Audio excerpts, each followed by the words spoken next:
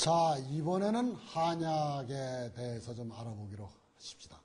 근데 한약을 갖다가 우리가 이제 전문적으로 하는 것은 한의사 선생님들하고 상담을 하는 것이 중요하고요.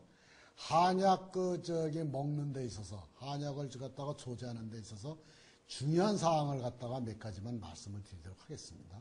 그래서 한약에 보면 이렇게 사람의 체질에 따라서 양체질이냐, 음체질이냐, 표준 체질이냐에 따라서 그래서 우리가 양이 강한 사람은 양명인, 태양인, 소양인, 그 다음에 뭐 태음인, 소음인, 고름인 이렇게 얘기를 하는데 이거는 이재마 선생의 사상의학하고는 좀 틀립니다. 이게 단순히 사람을 갖다가 음양에 따라서 양이 가장 작은 양을 갖다가 소양, 그 다음에 태양, 그 다음에 양명 이렇게 되겠습니다. 그래서 양이는 전반적으로 이게 몸에 비해서 머리가 큰 사람이죠. 근데 몸체에 비해서 얼굴이 큰 사람은 소양인이고, 얼굴 중에서 특히 오간이 큰 사람, 박정희 대통령처럼 이게 이목구비가 큰 사람들은 이게 태양인입니다, 이게. 그 다음에, 나처럼 이렇게 이마가 넓은 사람, 얼굴이 큰데 이마가 넓은 사람은 양명인이죠.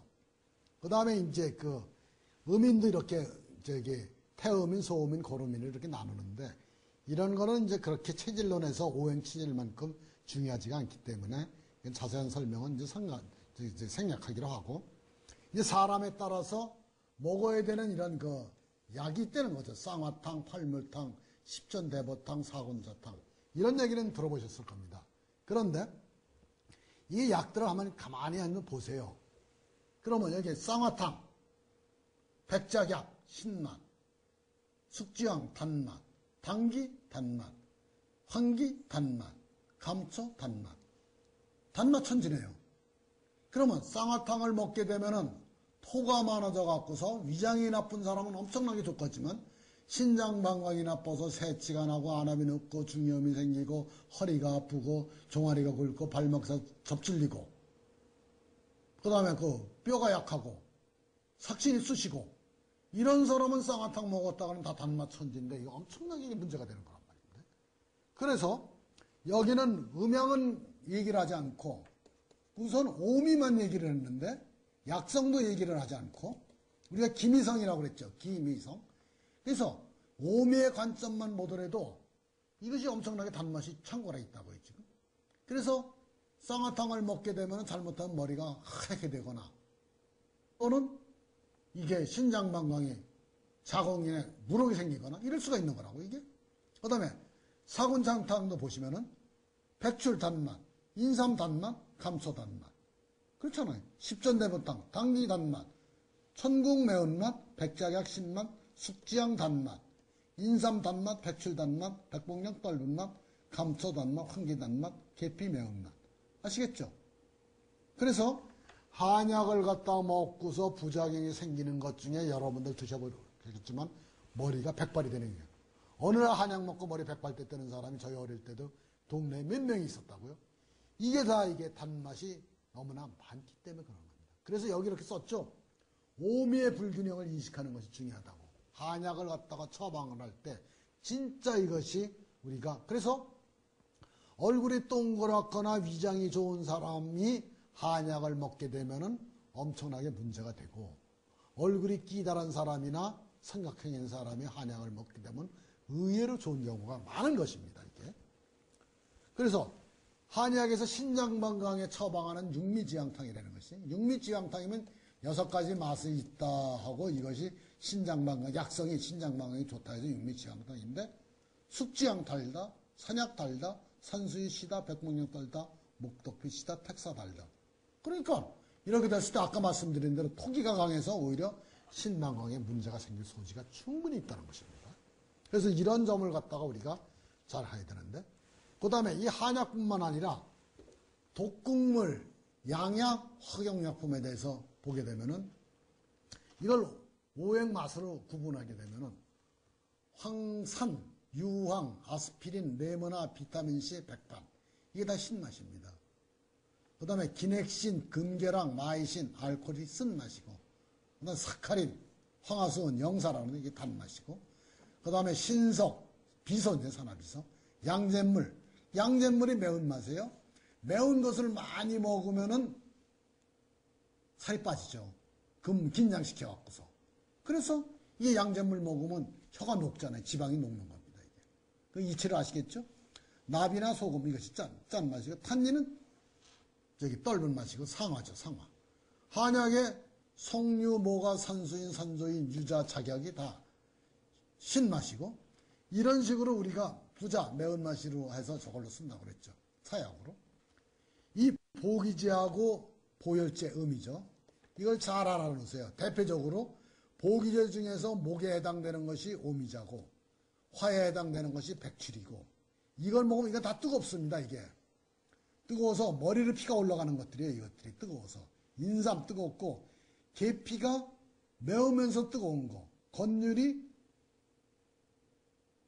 찝주름하면서 뜨거운 거. 빛낭이 떫으면서 뜨거운 거. 작약은 쉬면서 찬 거. 단삼도 쓰면서 찬 거. 당기도 달면서 계피처럼 약방의 감초처럼 당기도 달면서 찬 거. 천궁도 매우면서 뭐예요? 이것이 찬 거. 해대가 다시마인데 다시마 환을 갖다가 많이 먹게 되면 머리를 피가 조금 덜 올라갑니다. 그래서 이것이 몸이 차지는 걸 느껴요. 이것이 오래 먹으면. 그래서 이런 걸 갖다가 고려를 해서 여러분들이 이런 얘기를 갖다가 한 번이라도 들어본 거하고 한 번도 들어보지 않은 거하고는 천지 차이이기 때문에 우리가 이렇게 독국물이나 양약이나 한약이나 어떤 그런 이런 그 음식을 갖다가 오행으로 나누고 차고 더운 것을 나누는 것을 갖다가 여러분들이 한 번쯤은 들어서 시야와 이해력을 갖다 넓히는 것이 중요한 겁니다. 그래서 이게 감초, 차다, 기는, 미는 달다, 단삼, 차다, 미는 쓰다. 약성은 이거는 위장을 뭐 좋게 하고 눈의 노화를 갖다 방지하고 수많은 약성이 본초 강목 이런 데 보면 수많은 약성에 대한 얘기가 나와 있는 겁니다. 그래서 이런 것들이 여러분들이 이제 조회가 깊어지면 여러분들이 양질의 한약재를 사갖고서 스스로가 약을 갖다 한약을 지어 먹을 수가 있는 겁니다. 그래서 맛의 상극도 이게 이제 여러분들이 상생상극에 대해서 이런 것들은 굉장한 응용인데 짠 음식에 설탕을 넣어놓으면 짠맛이 굉장히 저감됩니다.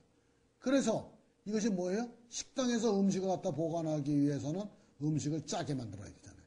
짜게. 그러고 나서 이걸 갖다가 손님들한테 내놓을 때는 너무 짜면 어떻게 돼요? 안 되잖아요. 그러니까 이걸 갖다가 설탕, 단맛을 넣는 거예요. 그럼 짠맛이 사라지는 겁니다. 그래서 식당에서 음식을 갖다가 먹고 나왔는데 집에 와서 물을 엄청나게 챙기는 것 중에 하나는 이렇게 짠 음식을 설탕으로 이렇게 처리한 경우에 그렇습니다. 그 다음에 커피에다 소금을 넣으면 쓴맛이 엄청나게 순화가 되는 겁니다. 이거는 그 네이처지에도 나왔다는 아주 유명한 논문인데 커피에다가 설탕을 넣게 되면은 커피의 쓴맛이 사라져요. 이게.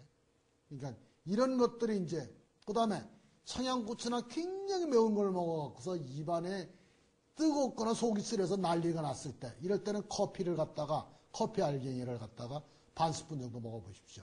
그것이 굉장한 그러한 매운맛이 사라지는 겁니다. 그래서 부자 같은 걸 먹었어. 부자가 옛날에 사약이라고 그랬잖아요. 이런 독성물질을 먹었을 때, 이걸 먹었을 때 그에 상극되는 맛을 갖다가 먹게 되면은 이런 독성물의 피해를 갖다가 굉장히 줄일 수가 있는 겁니다. 그래서 이렇게 우리가 한약을 갖다 제조하는 방법은 일단 보기제하고 보결제로 해서 이것을 갖다가 오행에 따라서 이게 보기제를 쓸 것이냐 보혈제를 쓸 것이냐 하는데 보기제는 뭐냐 하면 양을 키우는 겁니다. 양을. 보혈제는 음을 키우는 거예요. 그래서 보기제는 뜨거운 약재가 많은 거고 보혈제는 찬 약재가 많은 거예요. 그래서 여러분들이 이제 중요한 건데 여러분들이 머리로 피를 많이 가잖아요. 피가 많이 가면 인형맥이 큰 사람들 아니에요. 그런데 보혈제를 조금 먹잖아요. 머리를 피가 안 가서 그냥 어지러워서 쓰러진다고요. 이렇게 이것이 강력한 겁니다. 보혈제는 뭐예요? 머리로 피를 내리는 거예요. 머리로 가는 피를 내리는 건데, 그러니까 여러분들이 보혈제를, 누구라도 보혈제를 먹으면 머리를 피가 안 가요. 그래갖고서 당장 어지러워지는 거라고요. 근데 반대로 보기제를 먹으면 머리를 피가 많이 가서 공부도 잘 되는 것 같고 약간 들뜬다고요. 이것이 보기제하고 보혈제가 가지는 음양, 차고 더운 것에 대한 실질적인 물리학이라고요. 그래서 여러분들이 이게 한약인데 머리로 너무 피가 많이 가서 뇌에 이뢰를 가서 뇌중풍에 걸릴 것 같은 사람한테 보혈제를 먹여야 되는데, 보혈제를 갖다가 조금 세게 먹이면은 그대로 어지러워서 일상생활을 못하고 그 사람이 어지러우니까 일단 이 한약이 좋다고 인정을 하겠어요? 그러니까 약을 갖다가 안 먹는 겁니다. 그래서 우리가 병이 걸리는 것은 철사가 이렇게 한 30년, 20년, 10년 걸려서 철사가 구부러졌는데, 이걸 갖다가 음양오행을 갖다가 확 일시에 열흘 만에 한 달 만에 잡으려고 그러면 그 구부러진 철사가 일시에 이게 펴지면서 강력한 그런 반작용이 생기잖아요. 그것이 명현반응이고 호전방향이에요. 그래서 명현반응과 호전방향은 병이 생길 때 나타나는 증상이 거꾸로 똑같이 생기는 겁니다. 그래서 그 명현반응과 호전반응이 너무나 강력하기 때문에 병을 못 고치는 경우가, 병이 심한 사람은 병을 못 고치는 경우가 굉장히 많습니다. 그래서 이렇게 그런 경우에 이제 그 간이 나쁘고 증상이 어떨 때 병 고치는 방법이 한약재를 갖다 처방하는 방법이 있는데, 그거는 여러분들이 이제 한의사 선생님들한테 가서 이제 마지막으로 이제 우리가 이제 얘기할 수 있는 것이 서양의학의 이제 그 위대성, 정교함, 그 다음에 증거주의, 이런 것들이 우리가 이제 강력한데, 사실은 서양의학이 다 증상 어쩌 대증요법, 증상을 억제하는 요법, 증상 완화요법 아닙니까? 고도의 측정 장비를 쓰죠. 암을 방사선으로 치료하잖아요. 강력하게. 그 병을 갖다가 이걸 갖다가 우리가 생명력을 강화시키든지 오장육부의 에너지의 균형을 잡는 것이 아니라 암세포를 방사선으로 죽이잖아요. 이게 약물로 죽이잖아요. 그 다음에 이게 항생제에 있어 급성세균성 질환에 엄청나게 효과적이었죠. 그 다음에 유전공학에서 이 줄기세포 이런 문제들을 굉장히 강력한 얘기들이 많이 하죠. 그런데 이제 문제가 항생제를 많이 쓰면 내성 문제가 굉장히 많이 생기죠. 쓴 약을 굉장히 많이 쓰기 때문에 폐결핵이나 폐장이나 폐병이나 대장병이나 신장방광병에는 항생제가 기민론에 의해서 그것이 역효과가 나서 인프라를 약화시키는 경우입니다.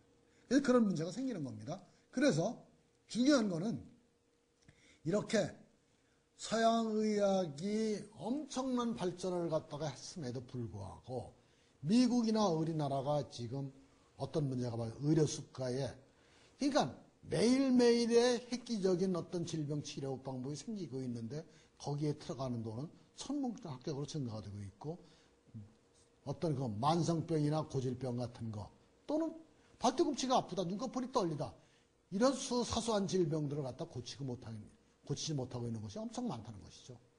그래서 이런 서양의학의 어떤 장점과 동양의학의 장점을 서로 잘 상호 보완해서 동서의 어떤 그 의학이 잘 결합돼 갖고서 이것이 어떤 질병 문제나 그 치병 문제로 나가는 것이 굉장히 중요하기 때문에 여러분들이 굉장히 짧은 2주 또는 3주간의 어떤 동양의학에 대한 어떤 치병론이었지만은 이것이 여러분들한테 어떤 패러다임의 시프트라든지 생각의 차원을 넓게 해주는데 굉장한 도움을 줄 수 있으리라고 생각을 하고, 다음 주에는 이제 그 다른 어떤 그 기상을 예측하거나 다른 쪽에 이름을 짓거나 그 다음에 미래를 예측하거나 운명을 갖다가 보는 인간 경영, 기상 경영, 시공간 경영 쪽으로 나가보도록 하겠습니다. 네, 고맙습니다.